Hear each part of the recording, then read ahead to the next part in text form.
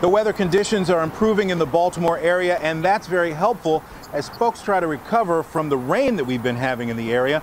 5 to 12 inches of rain have already fallen across the Baltimore area in the last 5 days. In some areas, as much as 15 inches. We are underneath I-83 at the Jones Falls. This waterway is normally much lower than what you're seeing right now. The water is elevated, much angrier than it normally is. But again, officials are hoping that now that the weather begins to get sunny, begins to dry out a bit, folks can recover from the flooding in the area. Back to you.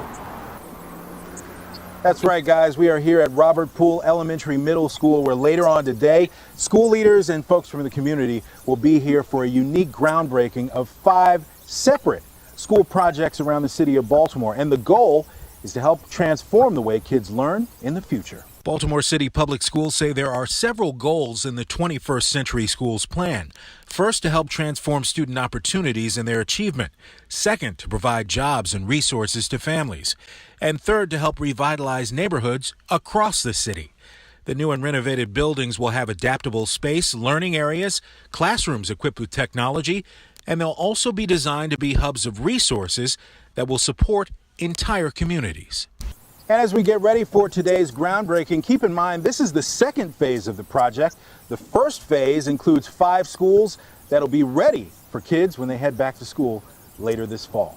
We are here on Guilford Avenue in downtown Baltimore between Saratoga and Pleasant Streets with an absolutely horrific story from earlier today. Just before 7 o'clock, a man working with a roofing crew at the building on the corner behind me fell to his death.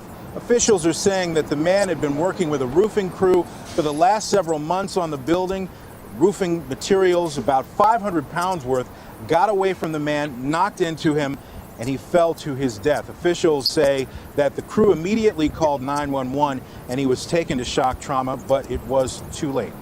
We are learning that the crew went back to work just several hours after the accident. Officials not yet identifying who the man is. We're expecting information from fire and police tomorrow. And of course, we'll have an update for you in the morning. Troy Johnson reporting live from downtown. Neighbors are calling the fire devastating. Flames overnight ripped through a row of historic buildings in Harpers Ferry Business District. The fire broke out early this morning, damaging at least 4 buildings that house shops and apartments. For one shop, the Vintage Lady, all that remains is the sign outside. New information on the likely cause of a deck collapse in Howard County. The deck gave way at a townhouse in Columbia on Tuesday night, injuring 5 people. The Baltimore Sun reports the joints holding the deck to the house were rotted. Everyone who was hurt should be okay. Pick the Pike. That's the message a group hopes will help keep the Marriott hotels headquartered in Montgomery County. You may see signs like this along Rockville Pike. The nonprofit group Friends of White Flint trying to lure the Marriott to the recently named Pike District near the Old Mall. Right now, Marriott's headquarters are at the 270 Spur in Bethesda. There's new information tonight about a story we first reported on News 4. Prince George's County Executive Rushern Baker talking about his proposal to move his office and the county council from the county seat in Upper Marlboro to Largo. The county purchasing a large building on McCormick Drive for $21 million with the plan of moving county government. The county council is withholding the $12 million necessary to outfit the building for the proposed relocation pending more information on Baker's plan. Now, Baker says he's moving forward with relocating some government offices there and will continue discussions on what will happen with his office and the council.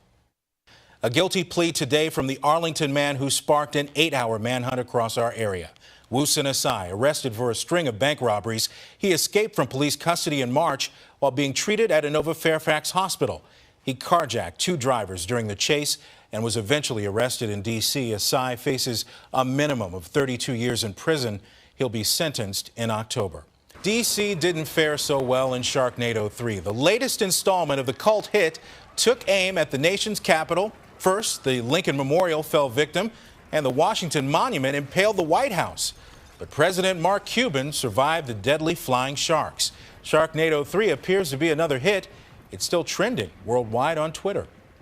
That's our broadcast. The Tonight Show starring Jimmy Fallon is up next. Thanks for watching. We'll see you tomorrow. Right now at 5, emotional testimony in the Alexandria murders case.